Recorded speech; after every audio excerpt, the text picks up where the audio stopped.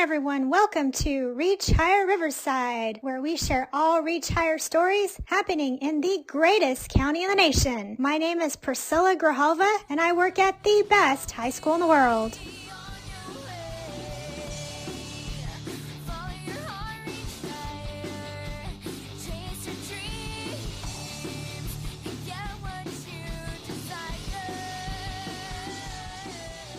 I would like to honor a Riverside legend. In episode 1, we talked about my pathway to becoming a school counselor. On May 20th, one of my mentors passed away. Sue Boyd dubbed Norte Vista High School the best high school in the world, and she always pushed me and many others to be our very best. She was a positive force in our lives, and she will be truly missed. And I know she is proud of all the work we will continue at the best high school in the world. It's in times like these that we're reminded to always appreciate those people in our lives. In this episode, we open up with audio from 99.1 KGGI Radio, Riverside College Signing Day. Congratulations to the senior from North High School in Riverside Unified School District. She won $500 from Sally Mae. You can hear the excitement from her mom in the background. So we hope you guys enjoy that audio. We also have interviews with CASC, ASCA, and WACAC. In closing, you will hear audio from an interview one of our seniors did with When We All Vote. We hope you enjoyed this episode about being a member of our professional organizations. Thank you to Jill Cook, Josh Godinez, Ashley Kruger, and Phil Moreno. Also, congratulations to Richard Wong, ASCA Executive Director, on his 20 years of service and his well-earned retirement. I will miss our annual photos at the ASCA conferences, and I'm so proud of all the work you have done for school counselors. Thank you, Richard. We are on Zoom, KGGI isolation, and we got a bunch of seniors in studio with us in Zoom with us this morning. Yes, it's all about you. We're doing this really awesome thing. We've been so lucky. Sally Mae is the nation's saving, planning, and paying for an education company.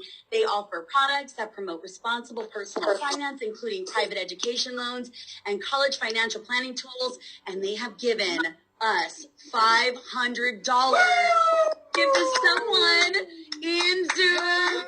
It is a scholarship. You can use it towards your education. Yes. Woo! Are we ready? I'm ready to do this. We're ready to do the drawing. Yes, Okay. I'm spinning the drum here. Everybody who's in the room right now, it should be in this right now. This little palatero card. All right. Oh my God.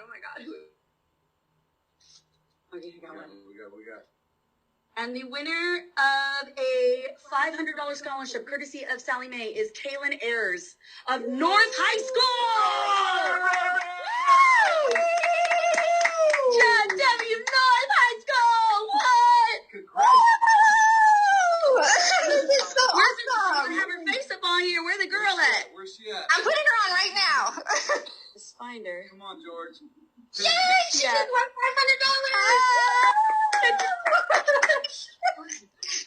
Yay!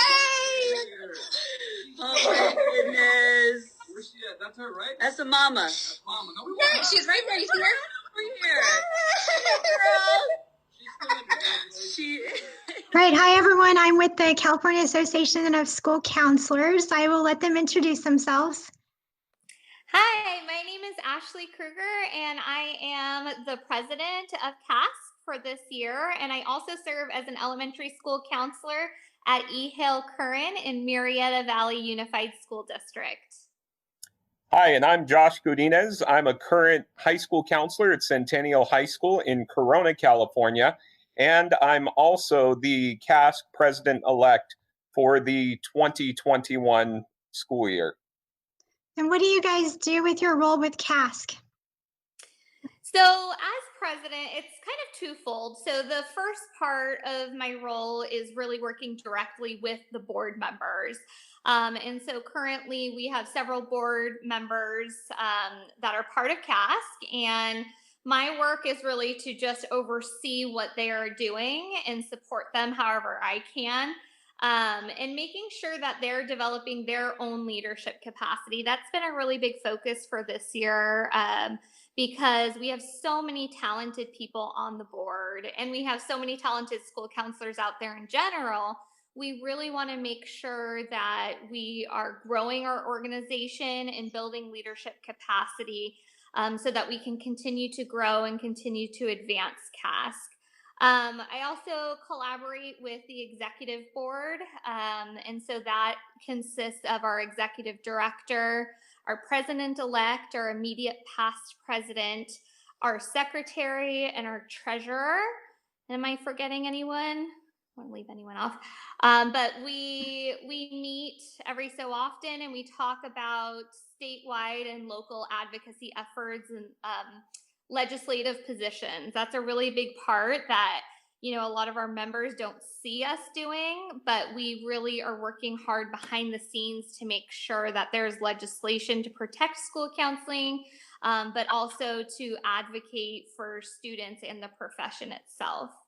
And then another big part of what we've done this year on the board is we've really examined our practices as far as the structure of our board. So many of our members know through the newsletters and information we've sent out that we are moving towards a policy governance structure, which is essentially just a structural change. And I'll be talking about that a little bit more later and how that's going to impact members and impact school counselors in the profession.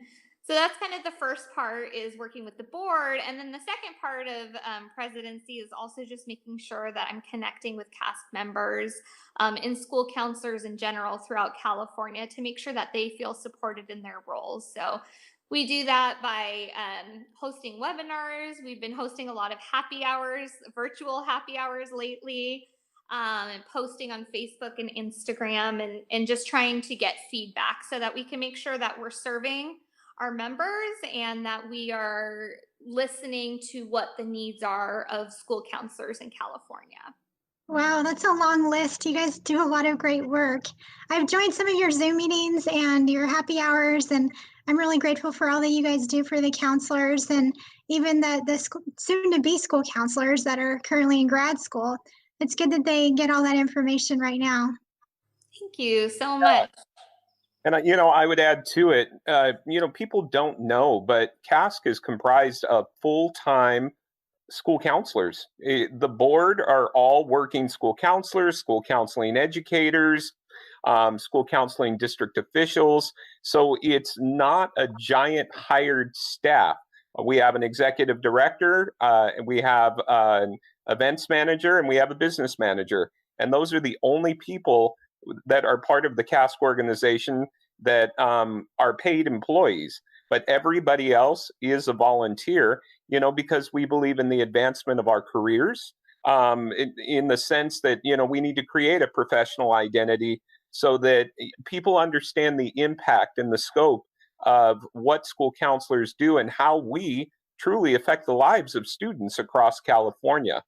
You know, and to add on, ditto to everything that Ashley said, and my primary focus is working with the regional reps right now. So all of the regional newsletters that get pushed out with all of the information, you know, as far as the articles, best practices, highlighting school counselors that are doing amazing things in each of the regions, job opportunities. And that's one of the biggest benefits, I think, especially for graduate students coming in, is becoming a CASC member.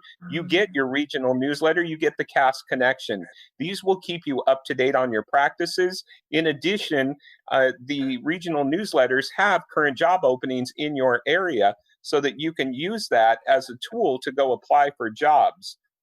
Beyond that, I also coordinate the Policy Legislative Action Committee, and that's really where we take a look at the bills that are coming down through Sacramento that might impact school counseling across the state and decide, are we going to take a watch position, a support position, or are we, what's the other one called, Ashley? I'm blanking on it. It's watch, support, and yeah, well, Not support. not support. We'll just call it not support for right now. Yeah, that's okay. It's Friday. We're folks, if you don't know, we're recording this on a Friday after work, and it's been a long week. So we'll go with not support. You know, that it takes a lot of time, you know, and we have to be careful and calculated to protect our profession so that, we are constantly working to show the value of school counselors, promoting the idea that with more school counselors in schools, students are better served, which we know they are. The research shows that, so it's a lot of good work, but it's a lot of valuable work, on behalf of students across California. Yeah, it's a lot of hard work, and you guys do great work across the state. Can you talk about other things that our listeners might not know that you do, like with ACLU, COVID-19 resources, any other advocacy tools? Yes, so our greatest partners right now are the ACLU. We've teamed up to do a lot of amazing things, and the Public Advocates Group has jumped on board with us, and we've formed quite an alliance on behalf of California students. And Ashley, you want to chip in a little bit here with the COVID-19 website? I don't want to steal your thunder on that one. Oh, no, absolutely. Yeah, we came together as a state and then actually reached out to some other states who were interested in putting together some resources and tools for school counselors really around the nation about how to support students during COVID-19. And what we were finding was that there were tons of resources out there from great organizations, but a lot of them were kind of just floating around. And so we really wanted to work as a team cohesively to make sure there was one spot that people could find resources in many different arenas. And so we currently do have a website that CASC has created in partnership with the Wisconsin Association of School Counselors and with the American School Counseling Association as well. And, we really encourage all of our school counselors and all educators to use it. So it's COVID-19 K12 counseling.org. And on there, we have resources for stakeholders. We have resources for school counselors. Right now, for Mental Health Week, we do have a whole plethora of lessons and workshops that school counselors can use to send to parents, to send to teachers, and to utilize with their students. So we really don't want school counselors to have to be recreating the wheel at this time. We all have so much going on. So I just want to make sure that we have a special thank you to Lesia Weglars, who was the head of the task force, and then Nicole Lefranco, who is actually our events manager for CASC, and she worked tirelessly to get all of the information up on the website. But we also had a task force of over 50 people from around the nation who worked to get this done. And that's the beauty of it, if I may, that, this really wasn't a CASC-led effort in the sense that we were getting calls in, with people saying, I need an organized place to go. And there was nothing there. And it really was a grassroots effort of counselors outside of CASC saying, what can we do to come together in order to make something that people can use, as a grab and go? Because everybody had varying levels of understanding and competency when it came to the virtual platform. And that became, front and center when we started these conversations. And, CASC was happy to say, we are here to help organize, and do our part in supporting this. But truly, it was a collaborative effort of people all over the state of California and all over the state of Wisconsin to get this done. One thing that we realized really fast was with people's varying levels of competency, you had to be able to meet everybody's needs. So if you really don't know what you're doing, you should be able to log on, grab a lesson, load it onto your Google Classroom, and just run with it. You shouldn't have to figure out Google Docs, Google Forms, Google Sheets, and Google Classroom, and Zoom, and all of these other platforms. So that's what we're trying to do was, let's give you some grab and go resources so you don't have to reinvent the wheel. You can pick them up and use them so that your one focus is just figuring out maybe how to use your Google Classroom to get these resources on it. Or your one focus is figuring out how to do a Zoom meeting or Microsoft Teams or a Google Meets in order to get your students, connected. And so, the beauty of it is that the COVID-19 website is not only nationwide now, but looking at the analytics, it is international, Wow. and it is far reaching beyond our expectations, but the beauty of California school counselors coming together with other state school counselors in collaboration to create such a beautiful product is something that we've been celebrating since its launch. Yeah, and I agree, and I love it because you just go to one website and it's all there. It's difficult when people send all these links and then you're trying to keep track, and I just go to the CASC website and boom, there it is. And from what I understand, you don't have to be a member to access that, right? You could just go to the website. Correct. Anybody can access that. And right now, all of the webinars and everything that we've been doing is open to everybody. So we really just are here to support. We want to make sure that people have tools and they have a system that they feel like they can utilize without any extra pressure or burden on them. And why do you think people should be members of CASC? Or at least why should school counselors be members? Well, it goes back to everything that you get. You get the latest practices in, a variety of forms. We've got professional developments. We have the CASC connection. We have the regional newsletters. We have the conferences and the tight knit family that we have. And they truly are a family of school counselors across the state, really provide that collaborative support, I believe, to give you perspective of people from different regions of California, different socioeconomic backgrounds of California, so that you have a real nice perspective when approaching anything that you might be dealing with at your own site. What would you say to someone who's debating between CASC and WACAC, because WACAC's currently free? What would you say to a school counselor? Well, I would say definitely take advantage of WACAC because it's free, and WACAC is a great resource, and their focus is, of course, on freshmen and transfer students to help them transition into higher education. And yes, CASC does cost a little bit, but again, remember that CASC is a nonprofit organization. All of the membership dues that are collected are funneled back into everything that we do on behalf of school counselors, like advocating for the profession. We have a comprehensive approach through CASC, where WACAC, their focus, and they do a great job. Like I said, a phenomenal organization. I love all the college fairs and I love what they put out as far as webinars go, but their primary focus is post-secondary. With CASC, you also get the academic domain, and you're going to get your social emotional domain, and you're going to get certificate courses in those areas. You're going to get professional development and best practices and literature in those areas, because really we operate in 3 domains, not 1 domain.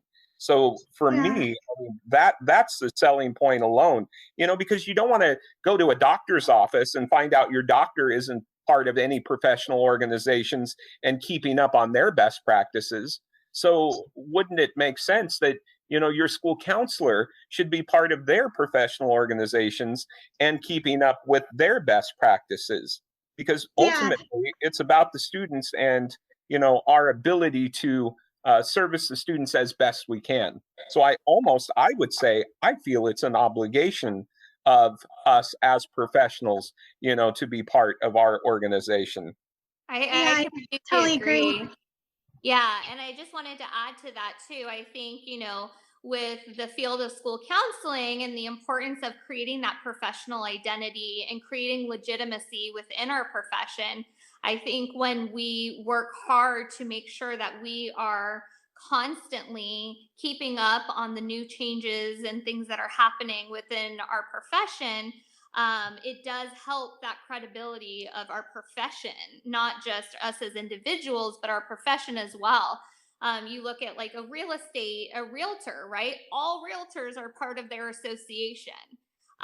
So it's not even really an option. And so I definitely agree with Josh and you, Priscilla, that this is something that should be part of every school counselor's, repertoire, that they are participating in ongoing professional development. And ASCA is also a great organization. Of course, that's our national organization, and I think it's just as important to be a part of their organization. But in California, we have unique things that are happening within our state that are specific to us. And so that's where CASC comes in, and where we can really support school counselors in the realm of what's going on in our own state as well. Yeah, and you guys do a lot of advocacy too for school counselors in California. Yeah, let's run down the list a little bit. Just in the last month, let me just give you an idea of what we've done. We've launched the COVID website, which has been a phenomenal resource that we've already talked about. This week ends Student Mental Health Week, the first one ever in California, thanks to our partnerships with the ACLU and public advocates and the support of Assemblymember Lowe and the California State Legislature.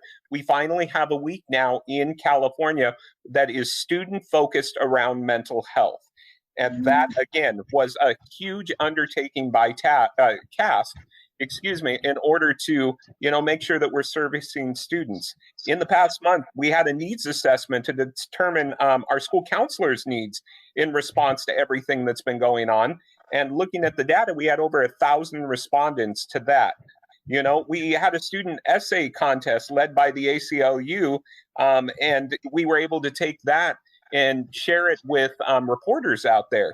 One reporter said, based on the responses from the students, that right now the trauma and the mental anguish that our students are going through, is extremely alarming, which then fuels our conversations with, when we get back into the schools, how essential is the school counselor going to be in helping everybody return to normal?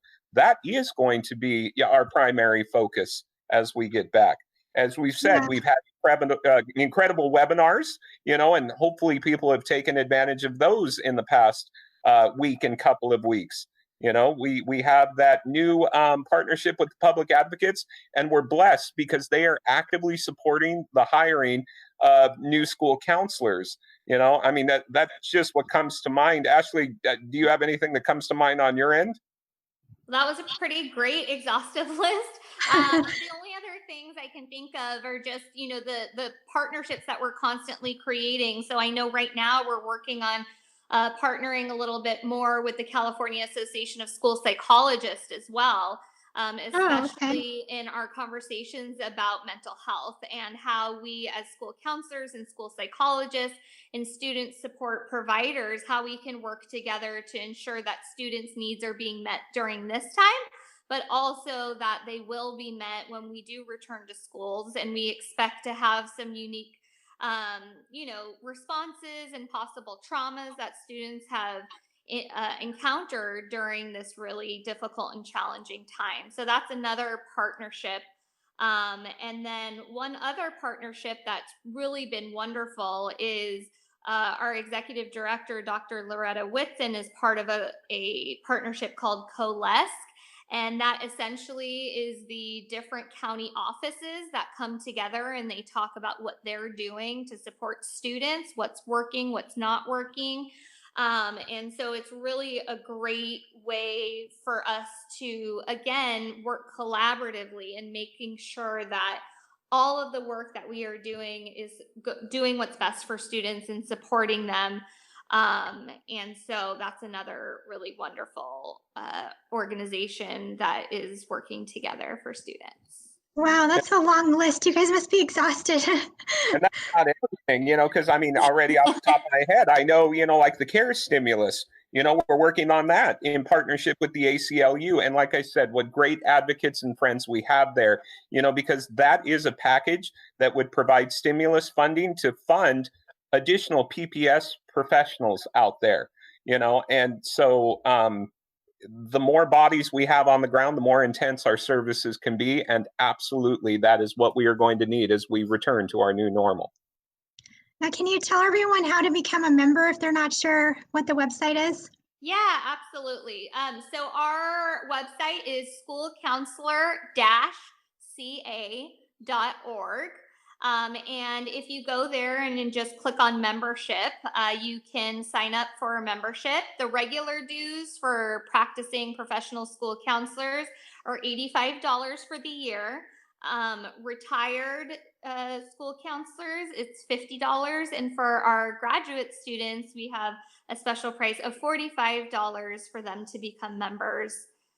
And then I also just wanted to add in that we are going to be having a lot more volunteer opportunities for CASC, because we get emails all the time from school counselors around California saying, you know, I'm passionate about advancing the profession. I really want to learn more about the policy and legislative aspect.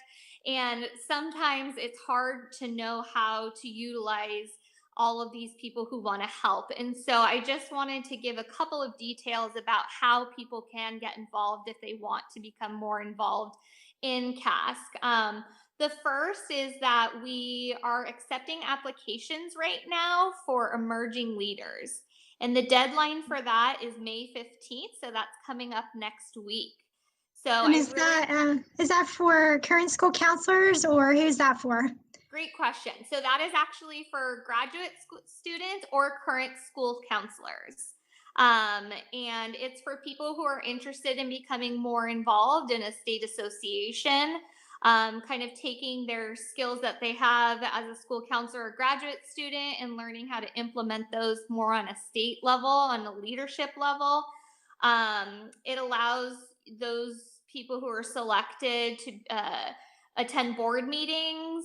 They help with conference planning and committee work, and they just get a feel for the wide breadth of everything that CASC is doing on different levels. So it's kind of a good way to get your foot in the door if you're interested in becoming a board member and you're like, I'm not sure if it's for me, or whatnot. So I would definitely encourage people to look on our website for that information. It also comes out in our CASC newsletter that goes out weekly.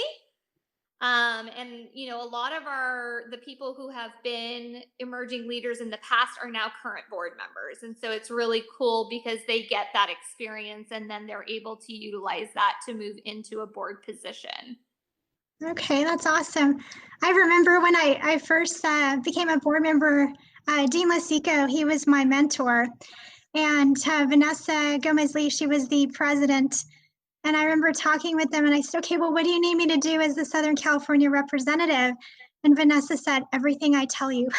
Yes. I was like, yes, okay, Vanessa, whatever you need me to do, I'll do it. And I did whatever I needed to do, but she was a lot of fun to work with, and I loved working with Dean. He was a great mentor. Yes, we all love them. And yeah, sometimes you just have to jump in full force and get that experience. And, it's also being on the board is an amazing networking opportunity to meet school counselor leaders from around the country, and to really understand how our collaboration together can cause so much change for our students and so much support for them. So I always am encouraging people to look into becoming a board member. We just had our election, so we will be having about, I think, 6 new board members coming on board with us starting in July. And so that's really, really exciting to be able to have some new minds, new perspective, and yeah, we're excited. Yeah, that's awesome. Is there anything else you guys would go ahead, Josh? Yeah, I wanted to chime in there because thank you to all of the members out there, because what we've done is we've changed the bylaws of CASC, actually. So the new board members that are coming in the past, we all had specific roles and titles. And now with the new framework, we are going to be operating under policy governance. And we saw the need to do so because the organization has grown so rapidly. The membership has grown so rapidly. the talent out there, under the direction of the ASCA national model, and people understanding the roles and identities, and really people identifying where they can contribute, has facilitated this change, because we have so much talent across California that instead of a small board trying to run this entire organization, by transitioning to policy governance, we now will have board directors without title who will help drive the mission, the vision, and the policies of the organization. And we're going to move all of that committee work that would have been done by the board under the executive director, so that the executive director can now develop, and this is going to take us a year or two, but truly develop a series of committees where people can now participate. And we're going to be able to include more school counselors across California than ever before in CASC in helping us achieve our mission of making sure that we are advanced, and we push the identity of the school counselor and the impact and effectiveness, so that we better serve the needs of students and support each other moving forward. Yeah, that's awesome. And is there anything else you guys would like our listeners to know? I just wanted to take a moment just to thank all of our California school counselors, because I know this is a really difficult time for people. And, being a school counselor is always a challenging job, but I think right now it's more challenging than ever, because not only are we, dealing with some of our own personal obstacles and challenges, but a lot of us are, worried about our students, and we don't have the same access to them that we would have if we were in the schools. And so I just want to thank everybody for, dedicating your time and persevering through this time, and being flexible. So, I think just keep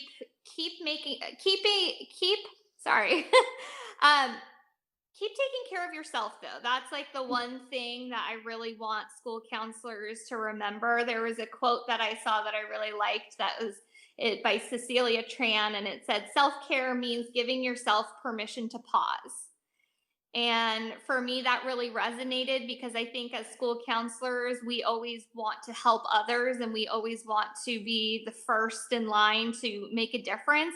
But, we have to also take care of ourselves. And there are a lot of wonderful resources on that website that we shared with you earlier about how you can take care of yourselves and how you can give yourself permission to pause, so that you can be there and you can be strong for your students during this very difficult time. So thank you all for everything you do for students each and every day. And I'm just so honored to be a part of such an incredible career and profession.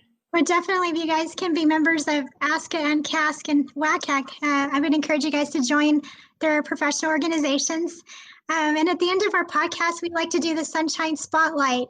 So can you guys tell me at least one thing that's made you happy this week? All right.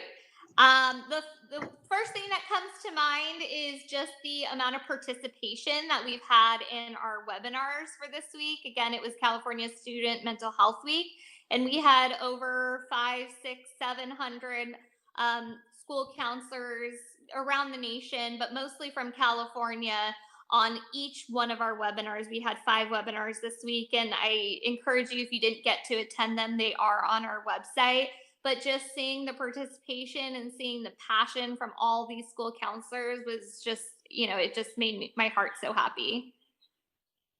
Yeah, and I would say all of the social media that's out there now, and I'm glad to see, and thank you to all of our social media chairs and our tech chair in CASC, who really have provided a voice to school counselors across California, and promote all of the great things that are going on. I love looking at Instagram and seeing the MyCASC stories, and what school counselors are doing to promote things like, the Student Mental Health Week, or looking at our California SCOI, Sarah Slemons. She's got a live story that goes on every day that is great to watch, in addition to the MyCASC one, that promotes the life of the SCOI. There's a reason that she's our California School Counselor of the Year. And if you watch, you see so many great ideas and so much enthusiasm. You know, she's like soup for the soul for the California School Counselor. So just seeing all the great work that everybody is doing out there and the true impact, you know, that we have across the state is phenomenal. And to me, that's my sunshine of the week. Yeah, I have to agree. And then seeing everybody celebrating their seniors or 8th grade promotions in little ways, like with signs or virtual celebrations, that's been a lot of fun to see across the news and social media, what's going on in California, and just sharing ideas and celebrating our kids the best way we can at this point. Absolutely. Thank you so much, Priscilla, for having us. It's been really wonderful to speak with you, and thanks to all the listeners. Yeah, no problem. Thank you, Priscilla, you know, on behalf of CASC, because you are furthering our profession with all that you do with Reach Higher, with, you know, all the podcasts, you know, so you are a major contributor, and we appreciate you immensely for all of your tireless efforts. Well, thank you guys. I appreciate you both being on the podcast today. And don't forget to join CASC if you guys aren't members already, or renew your membership. You guys could just say goodbye to everyone out there listening. Bye, guys. Bye, everybody. Thanks so Bye. much. Hi, everyone. I'm with an amazing lady from the American School Counselor Association. I will let her introduce herself. Hi, my name's Jill Cook, and I am an assistant director at ASCA. Hi, Jill Cook. Can you please tell us how you got involved with ASCA and a little bit about that? Absolutely. So my career in education started in North Carolina. I was a music teacher for a couple of years. I taught elementary school music and then high school music. And I loved it, loved my students, but it didn't allow me the opportunity to connect, especially when I had 1,000 kids a week. And so I went back to school and got a master's degree in school counseling. And that at the University of North Carolina at Chapel Hill. Go Tar Heels. And that led me to a middle school in North Carolina. So I was a middle school counselor for 7 years at Reedsville Middle School, and then went into administration and was an assistant principal for 2 years. And then my husband's job took us from North Carolina to Northern Virginia. He was also in education at the time, and we moved to the Alexandria, Virginia area. And just truly, I was looking for a position, and on a chance meeting, I learned that the American School Counselor Association was looking for somebody who had been a school counselor to come on staff. And I met Richard Wong, and 18 and a half years later, I am still at ASCA. Wow, that's amazing. You have a great experience, and I'm a huge Michael Jordan fan, so go Tar Heels. Go Tar Heels. Have you been watching The Last Dance and staying up with that?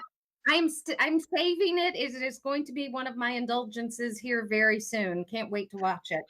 It's pretty good. You're going to like it.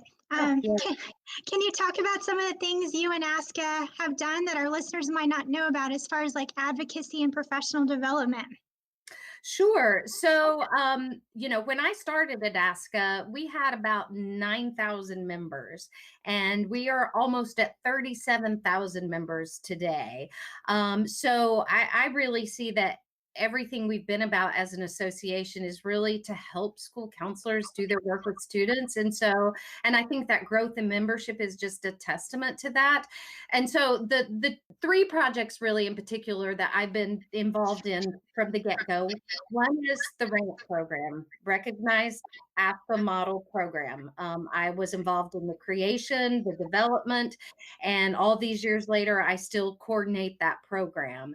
The other thing I had the opportunity to do was help create the National School Counselor of the Year program.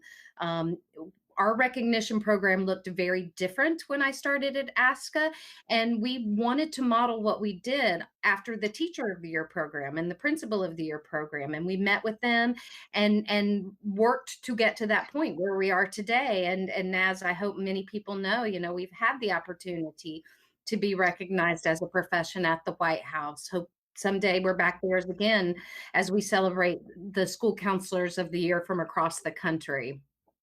And really the third bucket, the thing I'm been very involved in is our collaborations with other national organizations. over these 18 and a half, 20 years, we really are in a place where ASCA and school counselors are seen as integral to conversations nationally about what's good for students. So we're in a coalition with all the major education associations. We've done joint projects with the Secondary School Principals Association, with superintendents. We're working with 30 other organizations right now on a reentry document about what school may look like in the fall and what the social emotional needs of students and school staff, quite frankly, may be. So really being part of those conversations has been part of the evolution as well. Yeah, that's great that you guys are doing that. There's a lot of unknowns, so I appreciate all the work you guys are doing to help school counselors. Absolutely. Why would you recommend school counselors join the American School Counselor Association? Because we are the association, the only national association specifically for K-12 school counselors. I would like to think we have the professional development and the online resources and the connections that only you can get through us. I love school counselors so much, and I feel so privileged to get to work every day on behalf of school counselors. And honestly, since March, hearing the work that school counselors are doing in this difficult situation and trying time, and the amazing things they've done, and knowing that ASCA through some of the resources we've created, that's supporting that work, that's, for me, that makes what I do every day just so powerful and so humbling. I can talk about the benefits of membership. We have a magazine, we have a peer-reviewed journal, you get liability insurance that's automatic with ASCA membership, and all of those things, all of those resources and online opportunities are so important. But it's really, for me, it helps. It's a school counselor community. ASCA provides a place on a national level for school counselors to coalesce, whether it's on social media, on our website, at our conference. And for me, that's just so powerful. That's true. And I appreciate the work, because I know as a school counselor, being a member of my professional organizations has been a great asset to help me learn from other school counselors and people such as yourself. And I have taken advantage of all the webinars, and I've read your newsletters and stuff that you guys send out. And I know, sometimes we hear as school counselors, people debate between joining their state organization or their national organization. I personally am a member of both, but what would you say to someone who's debating between joining one over the other? To join one. I mean, our hope would be that you are involved in a professional association in some way, and we do understand that sometimes it may be cost prohibitive to do your state association and the national association. We absolutely get that, but to get connected some way, because we have associations in 50 states and in Guam, and the whole purpose of the state associations is to know the specific needs of the state. There are absolutely global issues we know that are across the country, but in terms of specific state legislation and specific state needs, absolutely the state associations are going to have the handle on the pulse of what that looks like. And so our answer is you do what works for you. Yeah, that's awesome. And if a student or like a grad student or a current school counselor or educator would like to join ASCA, how would they go about doing that? So we do have a student membership, and we have a large number of graduate students, pretty large number, who join ASCA, and we do know, we're not naive to the fact that often the reason for that is because of the liability insurance that they get automatic with joining ASCA. It's not an additional expense, and many graduate students need that to be able to do their internships or practicums in schools. That liability insurance is a requirement. And for for professors, we have school counselor educators as members as well.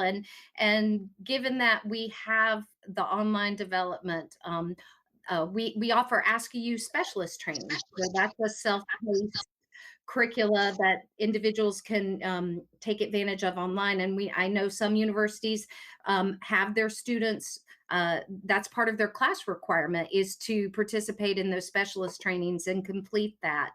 I would like to think ASCA is on the cutting edge of what the profession is about through the national model, through the student mindsets and behaviors, through the brand new school counselor competencies, through our ethical standards. And we're just embarking on ASCA will be a specialized, it's called a SPA.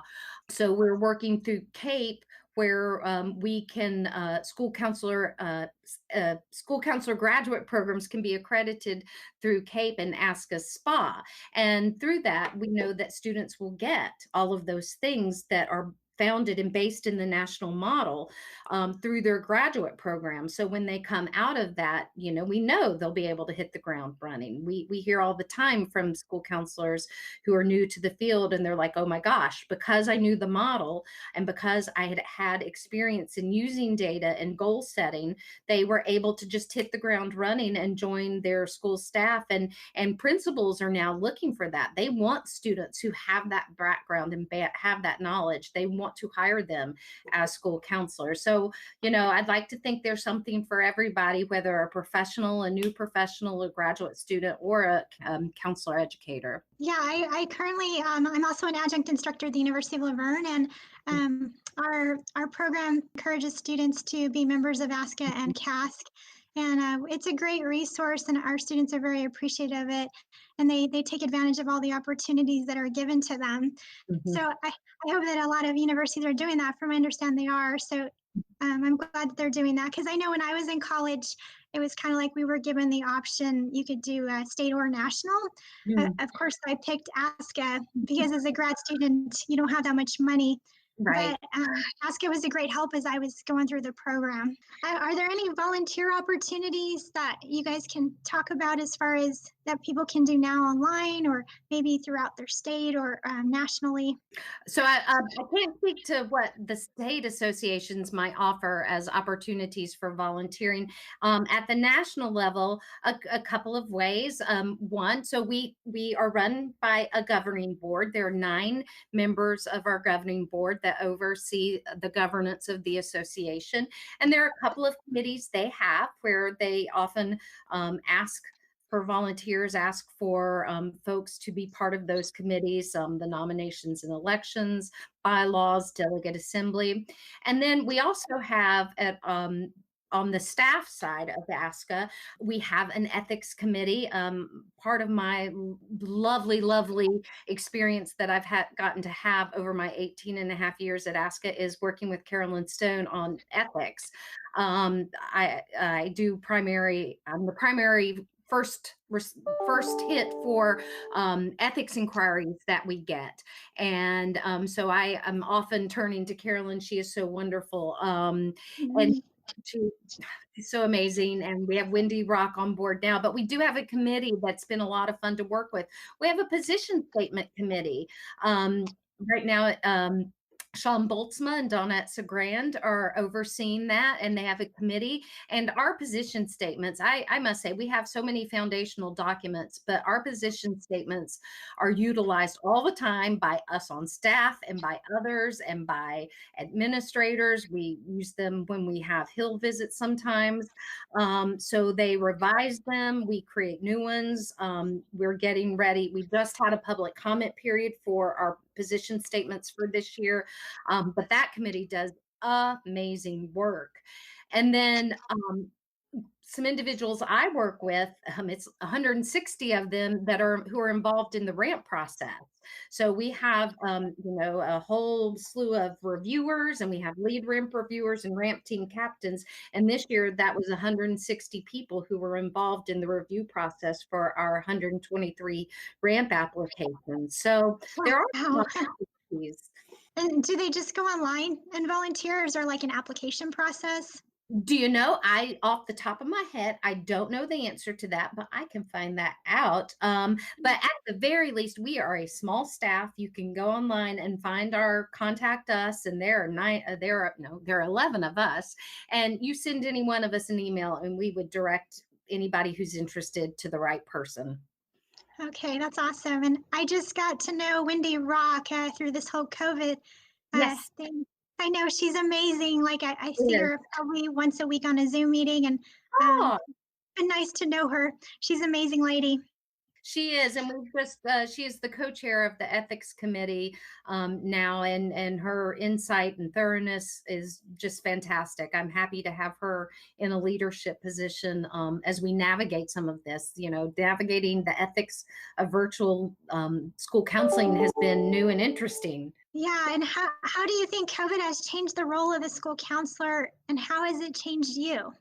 Oh, that last one's an interesting one. Well, I think this whole thing we're dealing with has really shown to me the importance of school counselors. You know, even though there might be school counselors not able to connect with students regularly or every day, and we know some not at all, but the fact is we know I think good school counselors are the heartbeat of a school, or the center of a school, and they are there working with students and families, providing resources, making sure students are safe and have food, connecting with staff to make sure they're hanging in there and doing okay, jumping in on classroom instruction to support teachers to infuse social and emotional learning, or those student mindsets and behaviors as appropriate. I just see them more important now than ever. And as we think about what education may look like, or may look like just for the 2021 school year, you know, what we keep hearing nationally over and over and over is that while the academics are important, absolutely, but that learning cannot go on unless we address the mental wellness and social and emotional needs of everyone, students, staff, families, community. And we know who does that? School counselors. So for me, it's just emphasized the need for school counselors, and the fact that we look at the whole child, the academics, the career, and the social emotional. That is exactly where we are now. It's not siloed work. We know that. Right. That we're more important now than ever. And I think that's what's been beautiful for me to observe and hear from school counselors. And yes, people are tired and zoomed out and frustrated and worried that they're not doing enough. But the fact is, you know, understand that we are all doing the best we can, and to celebrate those small successes. And you know, I think we've probably all learned more about technology than we thought we may have ever had the opportunity to do. I sure have. And the fact that the beauty of the human spirit, in that we find ways to stay connected, whether through, you know, virtual happy hours, or Zoom yoga, or mindfulness minutes, or whatever that means for you as an individual, or you as a school counselor, as part of a school staff, or in your work with students, that we're all finding ways to do the work and do it in new ways. I think for me, it's really shown me how essential all of the educators are at our site. I work at a school where we have over 90% low income. So it's been really difficult because a lot of our students have gone dark, meaning like their phone's been disconnected, or parents lost jobs, or they live in an old home, and yeah, we can give them the free internet, but then you have to pay to get it installed because the home is so old, so then they can't get the internet. And a lot of students we haven't heard from. So we try our best with the ones we can reach.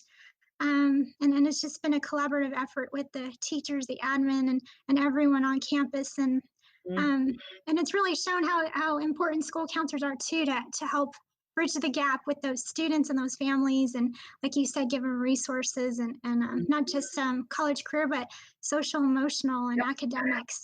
Absolutely. Is there anything else you would like our listeners to know? No, just that I appreciate the opportunity to come on and share about ASCA a little bit, and just how impressed I am with your school district and all that you do to support school counselors in particular, but as you just said, all the educators, all the students. I think you're doing some amazing work, and that is to be celebrated. Oh, well, thank you. I appreciate it. And at the end of our podcast, we like to do the Sunshine Spotlight. So can you tell me at least one thing that's made you happy this week? Oh, I am not sure if it was this week, but I just was commenting. I had just done a Twitter comment where I said, this makes my heart happy. So as I said, one of my roles is to work on the School Counselor of the Year program. And every year we have our state school counselors of the year, we have our finalist, we have our winner. And so the group of finalists, there were 6 of them last year in 2019. When Brian Coleman was the school counselor of the year, and they had a little Zoom meeting, the 6 of them, and they took a picture and posted it on Twitter and I think on Instagram, and just how it was so good for them to connect. And so to see this thing that I participate in on an administrative end, to see that it creates connections that will continue, that made my heart happy. Oh, that's awesome. I guess mine, of course, would be the news we just recently got. We were recognized by Michelle Obama and MTV and When We All Vote for our voter registration efforts at our site. And I'm incredibly grateful and proud of our team and our students in our community. So huge shout out to all of them. And I would also like to thank you for being on our podcast. If you could just say goodbye to everyone out there listening. Goodbye. All right. Hi, everyone. I'm with WACAC. I'll let our special guest introduce himself. Yes. Hello, everyone. My name is Phil Moreno. I'm the full-time job is Director of West Coast Recruitment for Dickinson College, regionally based in Long Beach, California. And then more specifically, I am the President-elect of the Western Association for College Admissions Counseling. Happy to be here. Awesome. And for those people that don't know what WACAC stands for, can you tell them? Absolutely. So WACAC is one of more than 20 regional affiliates of the National Association for College Admissions Counseling, and in particular, the Western Association for College Admissions Counseling, WACAC, not AFLAC,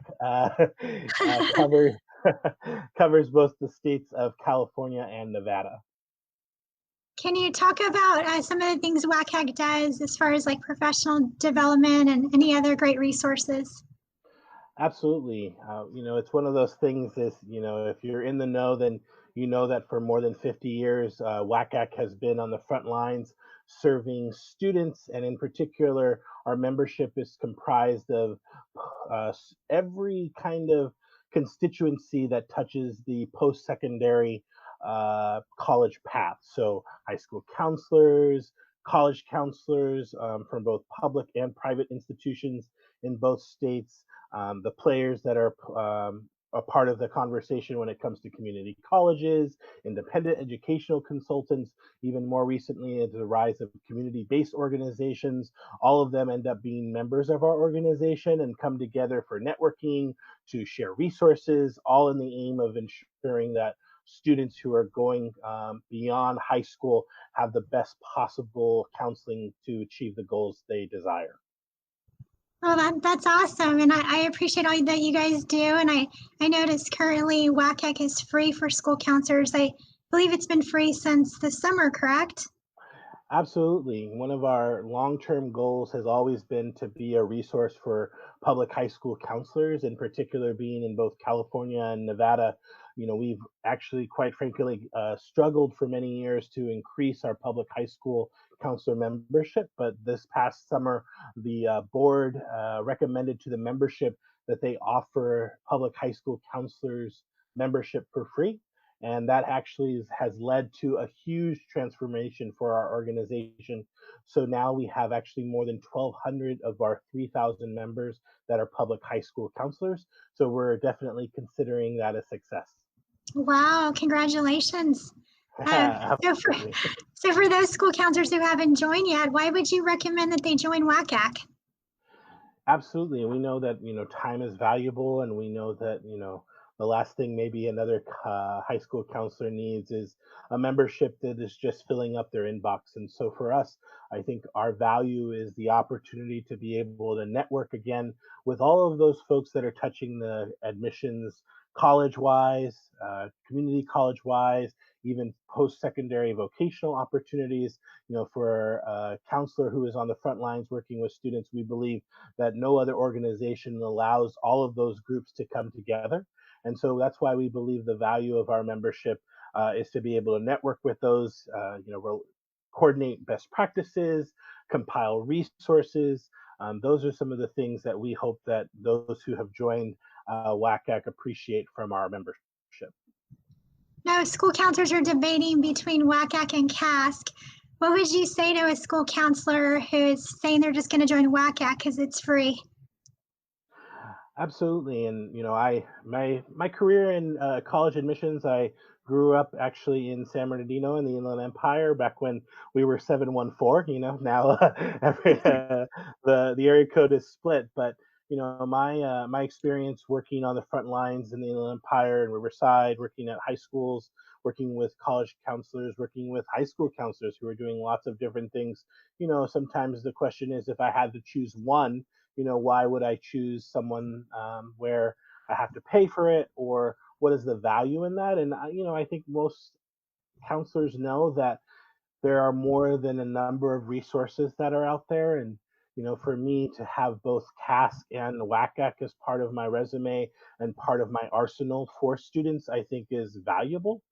Just looking at the offerings that CASC has put together in terms of COVID-19, those would be some of the things that I really appreciate as a member of both organizations, to be able to offer those things that are both tailored to my experience on a campus, but then also maybe looking at the WACAC opportunities that are bringing not only the folks that are on the high school side, but also those who are from the college admissions world.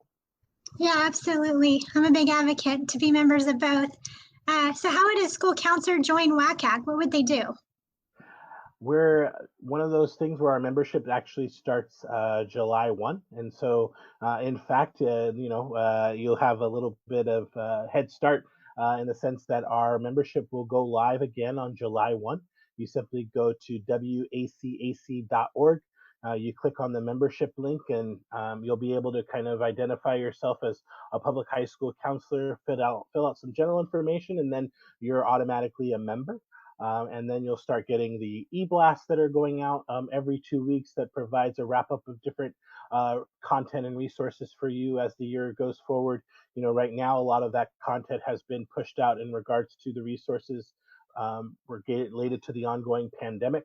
But it's also that link to the National Association where they put together some tools to kind of compile those schools that have extended their deadlines, compiling information about how those colleges and universities will react to grades or no grades in this particular term. So all of that is being pushed out once you're a member. And do you know when July 1st comes, if it's going to continue to be free membership?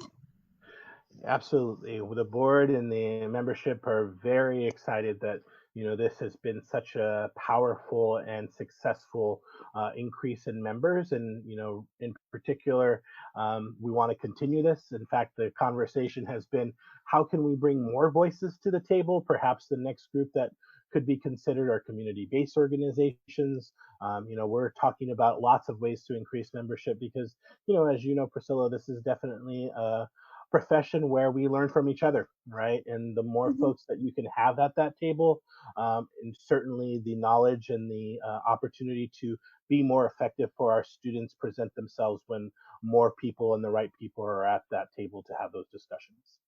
Yeah, and I love that you guys do the recognitions, like the honor a mentor. I recognized a few of my mentors. And nice. I also saw that you gave a few shout outs to some Riverside educators. So I like that email blast that you guys sent out recently. So thank you guys. Definitely, we're trying to pull resources from all across the state, and very happy that Riverside is always a great partner in those conversations. Yeah, so thank you for all that you do, guys. Yeah, you're welcome. What about volunteer opportunities? Are there any volunteer opportunities people can do? Absolutely. If members have the energy and the enthusiasm to be able to step up, there are a number of different opportunities. As with most organizations, sometimes they present themselves in some of our professional development opportunities. So you'll see at wacac.org opportunities in regards to our Share, Learn, Connects. These are like mini conferences that take place throughout the state and Nevada, where we're actually having an opportunity to bring a smaller group of counselors, usually no more than about I would say 75 they average, and small little intense day-long activities regarding everything from, you know, test optional opportunities to best practices in curriculum to even counseling models. And so the sessions for those are driven by volunteers. And in addition, the annual conference in a normal year would be a great opportunity for folks to volunteer. And then you'll also see that there is an election. So we're actually coming down to the wire here. I believe May 18th is the end of our annual elections, and a part to be a member of the executive board, as well as representation at the national level. And the great thing about those opportunities is that WACAC will cover the fees for conferences that will take place in the state and also nationally. And now that we have the overwhelming membership coming from public high school counselors, we're definitely looking to increase the representation on multiple boards, volunteering on our committees. And so definitely once those memberships get confirmed in July, check out the e-blast, because that's when the call for volunteers comes about. Okay, awesome. So we'll be looking out for that. Is there anything else you would like our listeners to know? I think what they should know is that, it's no counselor can live on an island. Although, I was struck by, we do this wonderful program called District Directions, which is where we adopt a school district and we provide to them one particular high school district the opportunity to understand different ways to do college counseling. And when we adopt a school district, we're actually partnering with the district officials, the high schools in particular, and using data from the College Board and other resources to identify certain goals. And what has always struck me in participating in that program is the counselor's enthusiasm to help students. And then once they've been given the template to help, how they just thrive. And so I think I would want members to know, or those considering membership, that those opportunities are not hidden, that they're available in an organization like WACAC, and all it takes is for them to sign up, and when those opportunities present themselves, to say yes to a webinar, say yes to coming to one of our Share Learn Connects, and really just saying yes to being a part of the conversation. Okay, well, that's good to know. We like to do a sunshine spotlight at the end of our podcast. So can you say at least one thing that made you happy this week? Yes, actually, it's to come. Being a Inland Empire native, actually living here in Long Beach, it's a little lonely with this ongoing pandemic. So tomorrow I'm off to Corona to pick up my nephew. And just so you know, my nephew is a year and a half year old Shih Tzu puppy. And so he'll be spending the week with me in anticipation of seeing my mother for Mother's Day. So that's bringing great joy. Oh, that's awesome. Well, my sunshine spotlight was definitely getting to talk with you and sharing all the great things you guys are doing at WACAC. And also congratulations to Lauren. She did a great presidency. So huge shout out to her and welcome to you. I appreciate that so much. The work continues, and the opportunity to be a part of this is, I know, it's incredibly important. And so thank you again, and my best to everyone, and also to you. All righty, Phil, if you could just say goodbye to everyone out there listening. Bye-bye, everyone. All right. Want something to change, or you want to see something different in the future, then you have to take initiative and take action on that. I'm Deja Somerville. I'm 18 and I'm from Riverside, California. I decided to get involved with When We All Vote. It made me realize the importance of having a voice, especially having a voice and speaking up for those who don't have one. Kind of just speaking up for the underdog is what really motivated me to push for this, because a lot of people are eligible to vote and want to vote, but they don't have the resources to. Knowing that I can help these communities and I can make change and that I can do things like this, that's exciting. This is good news. This is our future and this is our world, and we have to take charge of it. If you want to see change, you have to take action and vote on the things that you care about. With all that is going on in the world, let's remember how important it is to vote, not just for president, but locally. I encourage you to get your voting squad. Encourage your community, family, and friends to vote if they are eligible in November. The California governor approved a mail-in election. School counselors, teachers, administrators, all school staff, students, and parents play an important role in helping our school communities make their voices heard in every election. We can lead important efforts to guide our students and communities in registering to vote. I would highly encourage you to check out the When We All Vote, My School Votes program and register your school by going to their website. Thank you for tuning in to Reach Higher Riverside. You can follow us on Twitter at RH Riverside. You can subscribe to our YouTube channel at Reach Higher Riverside. You can also subscribe to our iTunes or Google Play Music and give us a rating. Thank you so much for listening in. We appreciate all of you tuning in. And as Michelle Obama would say, when they go low, we reach higher.